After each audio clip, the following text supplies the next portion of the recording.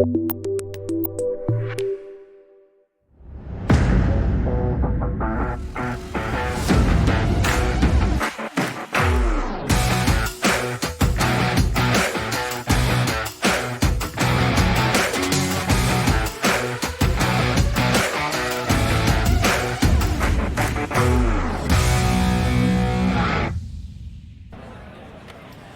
friends, Uncle Marv here with another episode of the IT Business Podcast, coming at you from Orlando, Florida at Zero Trust World 2025, and it's been a good day. And I have a surprise visitor here joining me at the booth. Wayne Selk is here, and we have no idea what we're going to talk about, but it'll be fun, right? This is going to be fun. I'm glad. I don't think we've ever done one of these, Mr. We have Marvin. not. We have not. It's long overdue. It's funny because there are so many people I know that always come up to me and goes, "Oh man, why don't you ever ask me to be on your show?" And I'm like, "Why do I have to ask? Right. Just tell me you want to be on the show." Yeah, I mean, that's awesome. Because I spend half my time chasing people. Sure. And I'm like, I don't want to chase people. So I don't blame you. I'm glad that you came by, and here we are. Here we are. So I'm going to do a little close-up on you there. I got new gear that I'm playing with, so I want to see how it works. And while we're doing that, oh boy, he's adjusting. He's adjusting everything. Because Don Sizer was here earlier, and the camera kept flowing over to her side. Too funny. So I love Don. All right, so let's at least let people know. Let's start with what you're doing here, because apparently you're doing a session. I am. We get invited to ThreatLocker. Actually, ThreatLocker is a platinum sponsor of a lot of the stuff we're doing with cybersecurity programs inside of now the Global Technology Industry Association. GTIA. GTIA. They just signed on. They're actually they normally have us come and present. I normally come and present anyway, a session.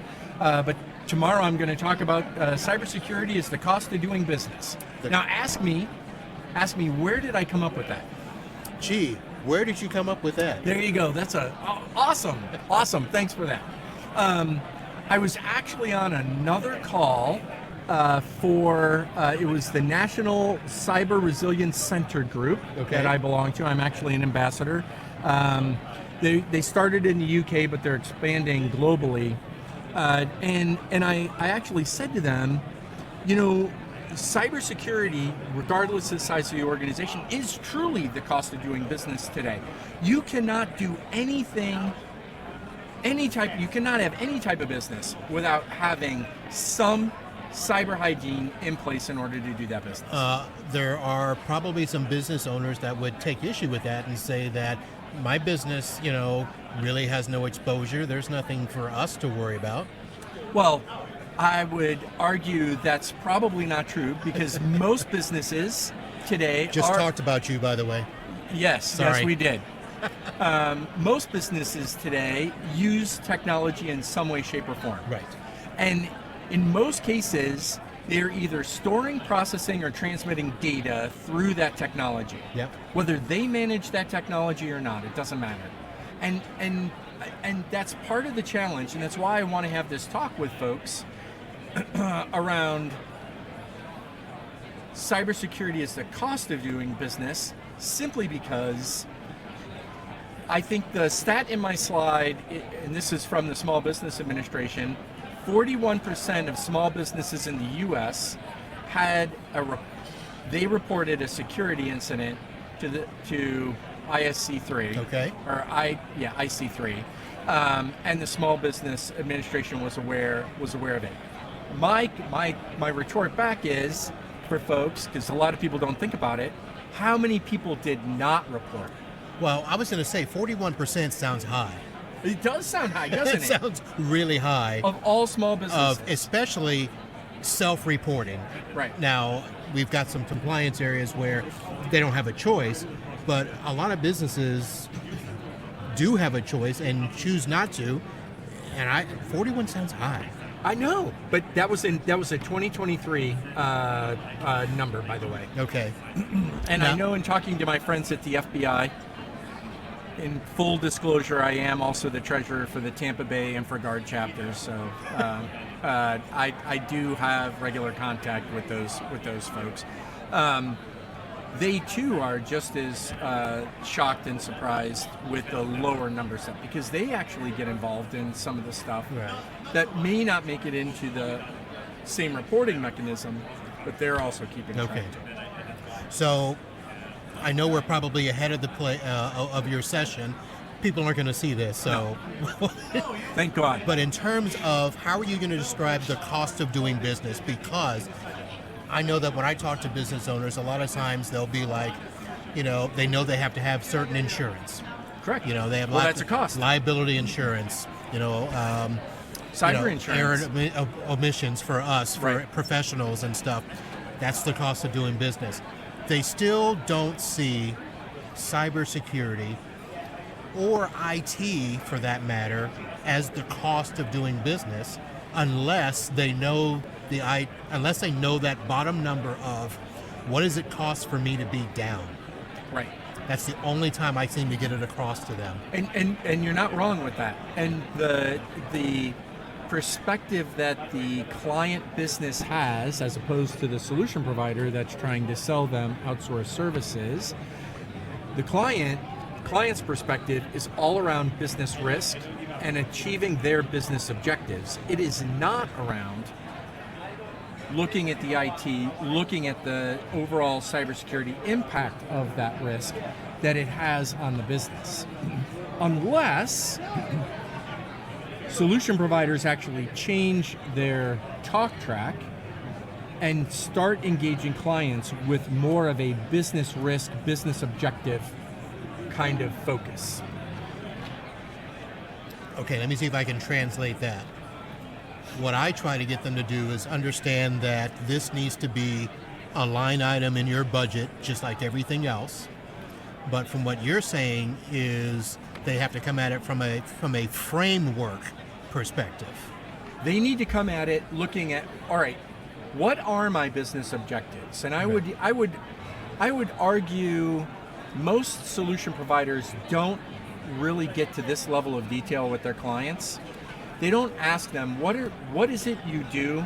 What are you hoping to achieve in the next year, 3 years, 5 years? Right. Kind of figure out what their business model is. Okay. And then from a solution provider perspective, how can you actually help them achieve those objectives, right? So looking at things from a different lens and perspective, if you look at their business risk that's going to stop them from potentially achieving those business objectives in the timeframes that they've allocated, what is it you can do to help them mitigate some of that risk and still achieve those objectives? You don't have to talk to them about technology. Well, so we've been taught to approach it from the standpoint of what are your goals, where do you want to be, how can we help you technology-wise get there? Sure. But coming at them from a perspective of how can we mitigate risk, that's a different perspective. Well, for sure it is, right?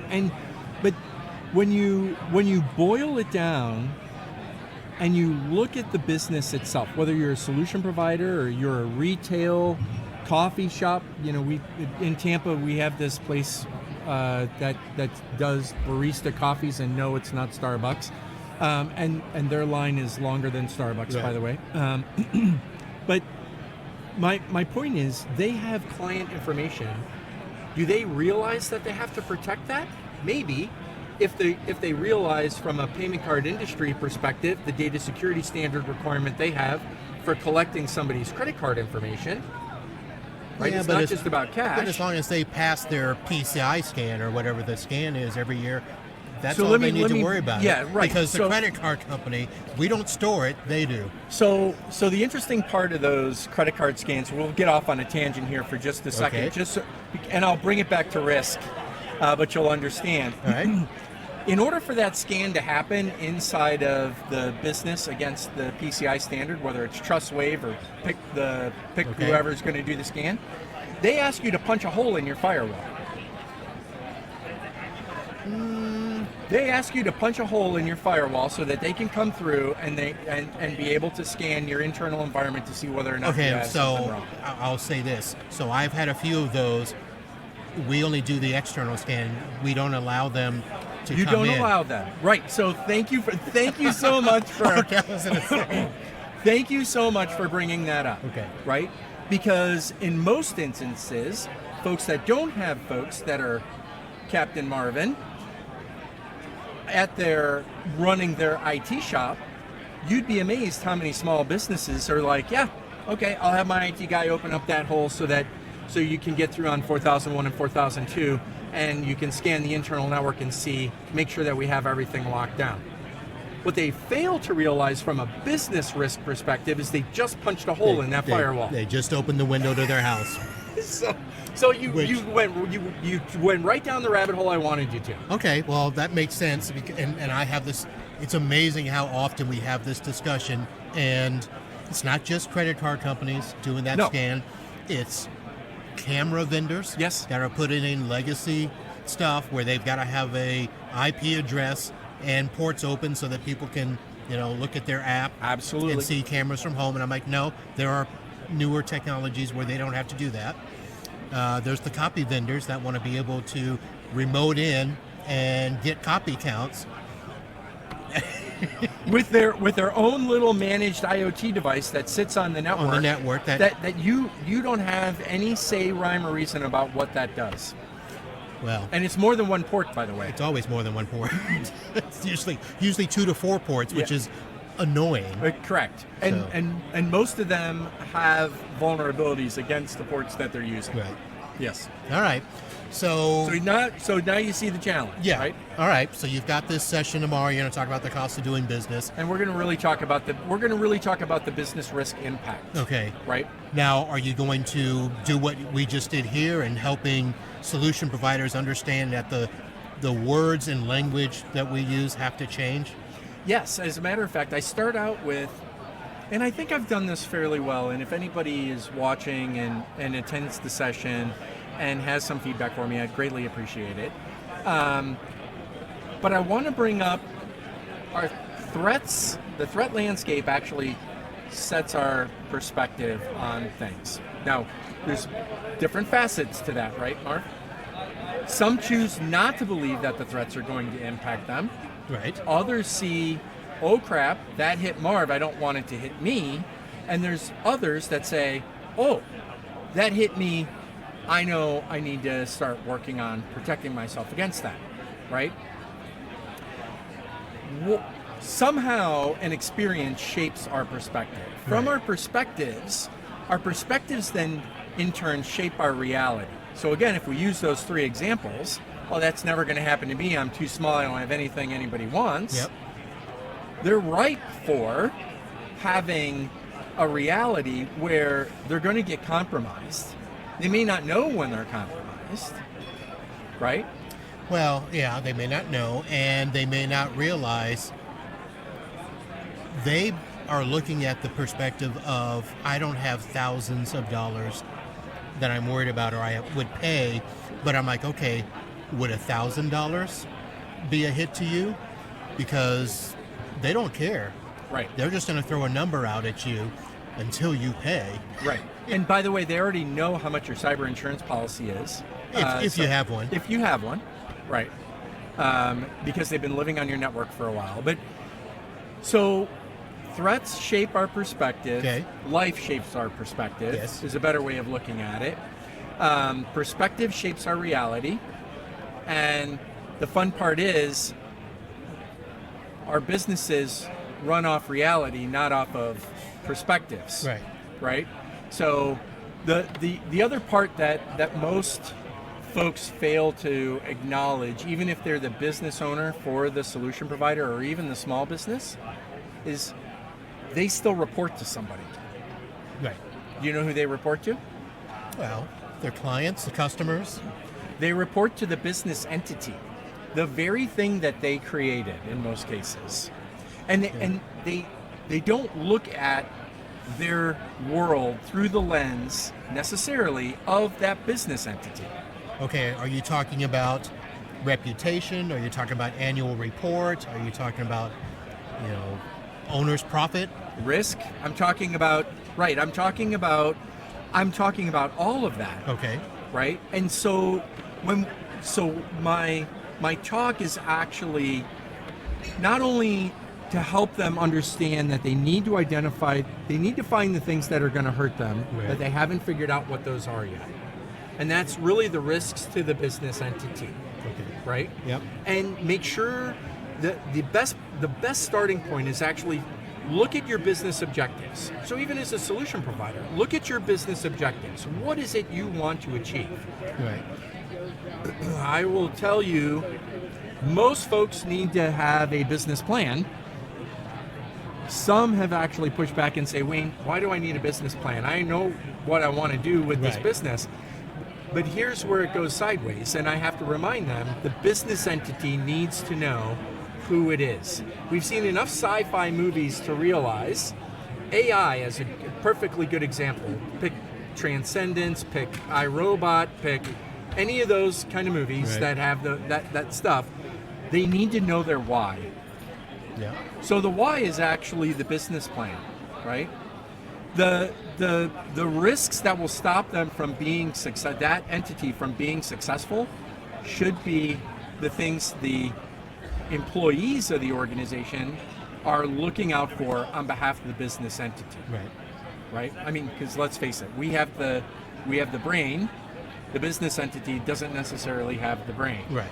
But we have to put ourselves in the business entity's perspective in order to see there's more to what's going on than I don't have anything anybody wants. Right. Or I'm just too simple. Or I'm too simple. Right. I'm too small. We don't put anything on the internet, blah, blah, blah. Right. And I just tell them, I said, look, do your people browse the web? You're on the internet. Exactly. So, very interesting. In some way, shape, or form. Yes. You're on the internet. Okay. All right. So that's your session tomorrow. Sounds like it's going to be fun. I mean, and you probably have probably have a lot of people smarter than me, giving you different scenarios and questions and stuff. Is it interactive? I will try to make it as interactive as, but it's only 30 minutes. And it's tough. So it's just a breakout session. But I mean, certainly we could rinse and repeat this at other sessions and make it a little bit larger. Maybe we do it at a ChannelCon coming up in July in Nashville. Nashville, Tennessee. Yeah. So anyway, let's talk about that. What, you don't like Nashville? I don't like Tennessee. You don't like Tennessee? No. I mean, I've only been there once, and it was not a good experience. I understand. I mean, it's very commercialized today. I don't know about that. Yeah, true, but I'm not bothered by that. Well, I mean, but have you gone to any of the honky tonks downtown on Broadway? On Broad Street? No. Though I was shocked. My name is not Darius Rucker. Kid Rock, Jason Aldean, anyway. But I was shocked. My wife and I went there a couple years ago. I was speaking at another conference, and we went inside of Kid Rock's honky tonk. Right. 5 levels. Okay. Each level is a different music genre with its own bar. Really? Interesting. It was very cool. All right. I mean, I should probably plan on going. It just won't be this year. Okay. But let's talk GTIA. GTIA. And ChannelCon, because Yes. First of all, full disclosure, I used to go to ChannelCon. Right. I haven't gone in quite some time. The last time I went, it was in Hollywood Beach, Florida. And I believe that was the last year I was a member of GTIA, formerly known as TIA. Yeah. Why? I mean, why? I can't say that on air. Okay.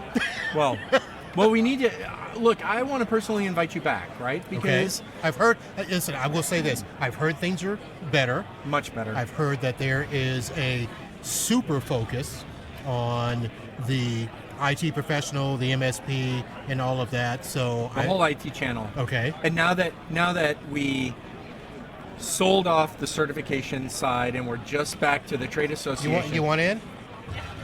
Go ahead. It's going to cost you.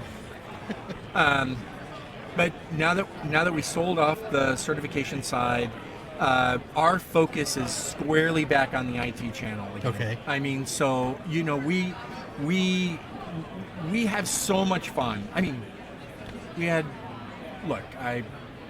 just for your users, yeah, there was a lot. I mean, we were self-funded as an association, having the certification side, but now we're funded in perpetuity with the sale of that side, and we get to run the business off of the interest we make on the money of the sale. So, all right. So let me say this. Okay. There was some clickiness within the organization. At least that's what I felt. And there was a lack of interest in certain groups and individuals if you weren't, full, lock in step with everything, and which I'm not, because I'm a boutique MSP. I don't follow all the typical MSP stuff. I don't blame you. You got to do your own thing, man. Yeah. So I kind of felt that there was something missing in the community aspect of it. Sure. So I'm like, why am I paying for this if I'm not part of the community? No, I get it. I think I understand a little bit about where you're coming from, but I would encourage you to come back, have another look, because any kind of clickiness, because we're all in this together, right? I'll give you my perspective. Well, and let me kind of soften that up. There's always going to be cliques. I mean, it's just. But we should be one clique. It's the nature of being in a group, or there's always going to be the groups of people that kind of congregate together and stuff like that. And there's always somebody that'll feel left out. But from my perspective, of somebody who's active in the channel, it was a lot. Oh, and I'm sorry for that. I will apologize. You don't have to. You weren't there. Probably not. Probably not. But since I've been a part of the association, going on 3 years, March will be 3 years. Yes, but when I see it, I shut it down. Mm-hmm. I'm like, hey, you need to get out of your comfort zone and go have a conversation with some other folks and expand your horizons a little bit. Okay. And that's regardless if it's the advisory council set, the ISAO Executive Steering Committee, we now have a Cybersecurity Global Task Force. We've got the Cybersecurity interest groups. We've got the MSP interest groups around all the regions. There's a lot seriously going on, and we're not slowing down because we are member-led. We need people like you, to Dr. Marvin, and your quirkiness of an MSP to come in because you share a different perspective on things, right? And that's needed. You might, Liz, I tell this to folks all the time, especially when it comes to the threat intel and the information sharing, but more importantly with things that you're doing inside of your business, you might be able to solve because you might be doing something perfectly awesome inside of your MSP, but no one knows about it because you're not sharing it with anybody. Right? I mean, think of the good feeling for someone going, holy crap, Marv, I didn't even realize I could be doing it that way. Do you know how much time, energy, and effort that would save my business? It'd be nice. Well, you're going to have to come back. Well, I'll have to see if I have something to offer. But no. You do have something. So here's the thing. So I see a ton of people on LinkedIn doing that obligatory announcement that, I'm proud to now be a part of such and such group. Or there's a lot. A lot. I mean, we have 78 people in the advisory councils alone. Jeez, that doesn't include... It's a terrible question, but is that too many?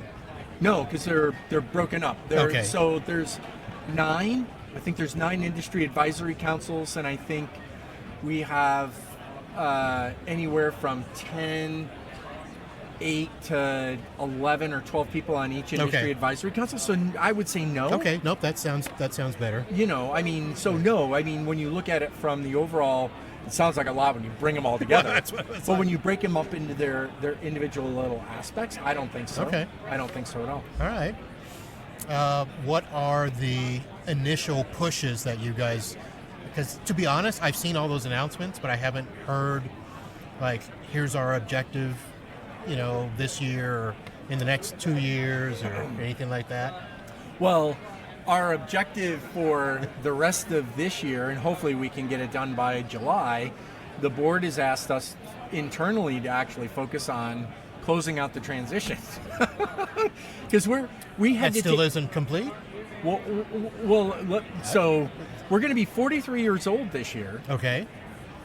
And we are standing up new finance, new HR, so we're operating in startup mode because this is all brand new stuff we're having to pull in. Things that people like me wouldn't know behind the scenes. Correct. Yeah, there's probably a lot of stuff that is just, more than legacy. I mean, we're talking about things that have been set in stone for so many years that have to be undone, rethought, re-imaged, refocused, the whole rebranding effort. Yeah. Our marketing team did a great job of getting the branding all set and ready to go. We're having to not recreate the database, but we're moving all of the database content into HubSpot. There's just, creating new email templates, creating new workflows, web pages. We have to rebrand all of the content over the just in the 3 years I've been there, all the content that my team generated. So you're rebranding all the past content as well. We have to rebrand a lot of that or redo it, right? In a lot of cases. And we kept the research side too. So Carol and April came over from the research team. Carolyn and April, they're still there. Yeah. See, I know those names. From the research side. All right. So, any changes on the horizon for ChannelCon itself? No, not really. I mean, we're still focusing on the only thing I think the team is looking at is not messing. That's the wrong word. Potentially changing some of the track names. Okay. Right? So, we had MSP, we had sales. Obviously, we have a cybersecurity track, which you probably didn't know since that started under my watch in August of 22. No, I was just in the MSP side, ignored everything else. And there's talk about doing an M&A track. Okay. There's talk about doing a lot of different things, but most of the changes that we make are due to member input and member feedback. Okay. So, and it's always that way. At least since I've been there in 3 years, which I haven't been there in 3 years. So right. I think it was the year of our COVID that I did the drop. Yeah. Yeah. I mean, there was a lot that happened during that whole COVID year. time. Oh, yeah. All right. Yes. So yeah, you guys, if you get an event in Florida, I'll be there. Okay. So we rotate between East, Central, and West, West Coast. Yeah. We include Mountain. So and next West. year will be West. No, it should be Central, I think.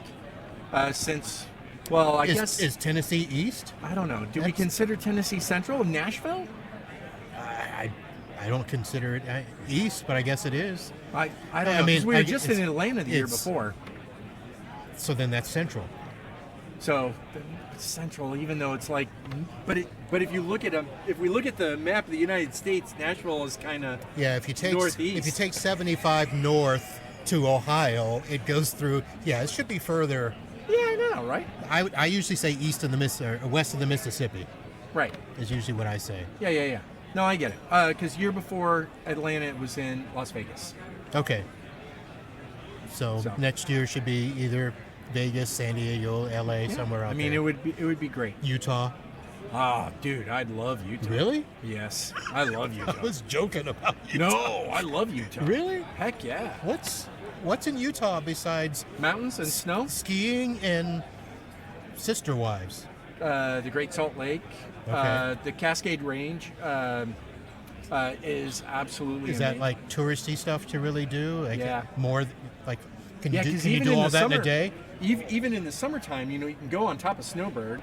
You can still ride the big What's Snowbird? Snowbird's one of the big ski mountain resorts. Okay. I don't ski, by the way. Well, that's okay. Do you like the outdoors? I mean, I like the outdoors. I don't like the snow. Well, that's fine. That's why I live here in the Florida. summertime, right? I get it. But you can take the big cable car up to the top and look around and see all the wildlife and the big, beautiful mountains. I and, can fly over and look around, right? Well, no, it's a different perspective, Okay. Uncle Marv. Yeah, true. Okay. I was joking about the Utah thing. No, I like Utah, All right. but Colorado's not bad. Yeah, but I do Colorado every year. Yeah, that's Heck, true. say beyond. Yeah, beyond. That's true. I mean, so where haven't you been? Where haven't I been? Yeah, Grand Canyon. I was little, but I was there. Right. I don't remember it, so I should go again. I did the Cascades. Yellowstone, Grand Teton. Yeah, somewhere in there. Yeah. I haven't been to the Dakotas. Well, the Dakotas are fun. I used to live in South Dakota, Really? just outside of Rapid City. I did 5 years at Ellsworth. Okay. Yep. I had Mount Rushmore in my backyard, by the way. Got pictures to prove it? I do. Well, not on my phone.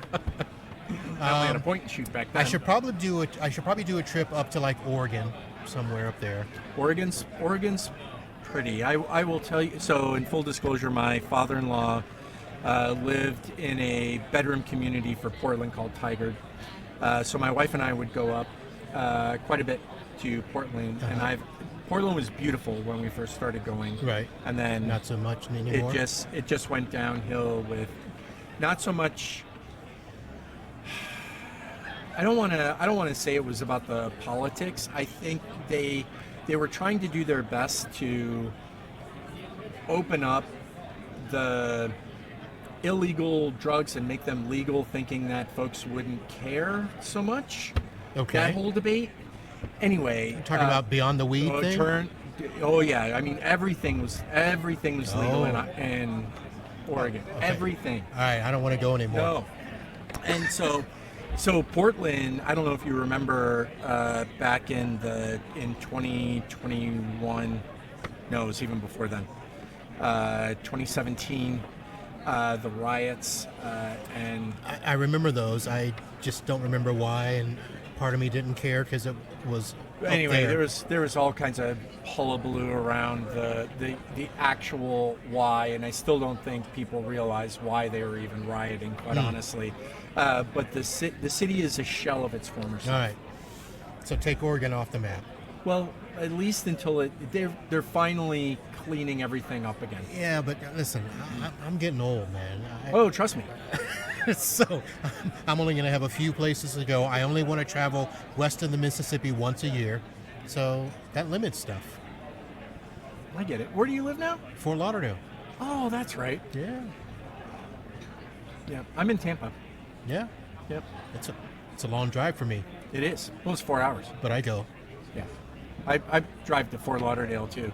If I have a conference I need to be to. I thought you would have said a party. No, I don't. I'm too old to Las do that. Olas, No. shooters on the water, Las Olas. boat shows this week, Yeah, I know. Fleet Week Yes. and all that. Yes. Yes, but no, I've had a boat. Actually, I've owned two boats at the same time. No, a sailboat and a deck. Is that a big deal to have two at the same time? No. Well, yes, it's a lot because you have to pick which boat you're going to go out on for the weekend. If your wife lets you go out for the weekend, Hey, that sounds worse than golf. it does actually. It does. But no, we gave up boats after Hurricane Irma took them both out. Oh, So we lived on the water in Tampa. that was a fun year too. That was oh yeah. All right, well, sorry to bring you down. No, it's all good. It's all good. I'm glad you. Slow down the podcasting. I'm glad. I forgot that you lived in. Most people do. For some reason, I don't I don't know understand. why. Everybody, they're always at. I'm before like, oh yes. Now Dawn Sizer says it's because she forgets that there's another part of the state south of Orlando. Well, that's true. Well, right, because most of the conferences we go to as an industry are here. Yeah, Orlando and Tampa. Orlando, and Tampa, that Mendoza Vegas. line for them. Right, yes. So, but yeah, down there, Fort Lauderdale, great place, Nice. in between West Palm and Tampa. And I choose to go to neither of them as much as possible. I get it. I do. Trust me, I understand. I get it. All right. Well, Wayne, it has, I was going to say it's taken far too long, but it hasn't really been that long. But you've been passing in the night, and you've been saying, when am I going to be in the show? And here we are. Right. I'm glad you said yes. And it's going to be, on video. Right. That'll be cool. Everybody can see my gray hair. That's why I'm shaving. Yeah. That's why I'm shaving. So Most folks don't even realize I have 3 grandkids. I wouldn't have realized it either because I didn't ask. Well, that's true. Okay, but here's the question though: how old are the grandkids? My youngest the youngest is a granddaughter, and she'll be 6 in July. Okay. My middle grandson will be 9, and the oldest grandson will be 11. Okay, so you just opened the door for some stuff here we there go. because that could just mean that your kids were getting it on early. That could absolutely be true. My daughter did not have the first child. Actually, the oldest grandchild is from a previous relationship with my son-in-law. My daughter started at 27. Okay. Well, that's not bad. No, and our three will be. I was trying to bring your age our down. three will be 9 this Okay. year. Yes. All right. Yes. I have none. Amy will be 6. What? Well, that's because of other circumstances. I get it. Age-wise, it would be appropriate, but I have no biological children of my own, and my younger than me? stepson, I'm going to guess by maybe a year or 2. Okay. We won't say that on air. All right. We'll talk about it after. All right. Fine. No worries. So, all right. So there you have it. Wayne has 3 grandkids. 3 grandkids. Actually, it sounded like you said 2 biological and 2 one. biological, and one is we don't count him? No, I do count him. He's the oldest. He's the oldest because Now, my are son-in-law. they down here in Florida? No, they actually live in Louisiana, and we're Louisiana? Where in Louisiana? Ponchatoula. Well, Ryder lives in New Orleans, just outside of New Orleans, and Mamie and R3 live in Ponchatoula. All right. So as long as we're spilling fun facts, I was born in Shreveport and grew up in Alexandria. Get out. Are you an Air Force brat? Yes. Yes, I am. All right. England Air Force Base. Yep. Yep. And was there for just a little bit, and then my dad transferred. We were in California, but I don't know for how long. Then we were in Topeka, Kansas, then Germany, Nice. and then we moved back to Satellite Beach, Florida. Right. My parents divorced, and I told my mom I want to stay here. There you go. And that's how I became a Florida man. Nice. I mean, I guessed with Air Force because there's also a big Army base there, which is, the name's escaping me at the moment, but the Army base outside of Shreveport is huge. And I think I can talk about this now. They had a full Statute of mock-up- limitations gone? I think it's not classified anymore. They had a full Afghani village that they had built. Inside the base? Inside a base proper. And it was training for Army and whatever to work and do patrol. So they actually had Afghanis on the post, goats, chickens, Wow. the tents, just like you would see in Kabul on the news. All right. So and folks, we folks better interact. fact check this because I don't edit my shows. So if this goes out and I get in trouble, I'm coming for you. Well, don't do that. I'm pretty sure it's not classified anymore. All right. Yeah, because we're not engaged over there anymore. So. Not that we know of. Right. No, well, right. I mean, that was years ago. Yeah. I mean, that was years ago I was out there. All right. I don't know what's happening. I know that people are leaving, and I think there's an event. So let's go ahead and, man, we have talked for a while. We have. Yeah. But I enjoyed it. It was good. See, you should come on before. I know. You're right. I just need to say, Uncle Marv, it's time. Listen, this is what I tell all the vendors, all the associations. You got news, call me. I'll report it. I'll get you on. I'll expose you. Well, that's not the way. That's not the way. Great. I don't know if I wanted that kind of exposure, Uncle Marv. But I have a little less formal of a format that we can talk about some things. Yeah. I like it. No, it's all good. Yeah. Are you going to Shakira? Yes. All right. I will definitely be at. Yep, I will be Shakira again. I co-started that with Jay Ryerson. Really? Yeah. Did not know that. Jay and I started IT Nation Security. Okay. When I was at Connect Us. We'll have to chat more. Yeah, that was a lot of Because fun. I need for you to get Lardo to get me some more Sure. stuff. You want me to call him now? No, he won't answer. Oh no, he picks up the phone for me. Okay. Yeah, I need a budget for some good steak knives. And, Is that what it is? yeah. All right. He said he would, but I don't know that he always follows through. All right. I will tell him. I'll send him a cryptic message. Steak knives, Uncle Marv. Make it happen. That's what I'll just say. That. How's that? He is so gonna hate me. I promise you. I'll text him. I'll Okay. come back and show All you right. the text. Well, let's we'll end the show here and then do that. So here we are. I think we're coming to the end of day one here. I don't know if I'll have any more, but I do have the live show tonight, which by the time you see this, it will have already happened. But we'll be back with more from Zero Trust World here in Orlando. Thank you to Wayne Selk for stopping by and having some fun. Thank you, sir, for having me. All right. I really appreciate it. All right, folks. We'll see you soon. Holla.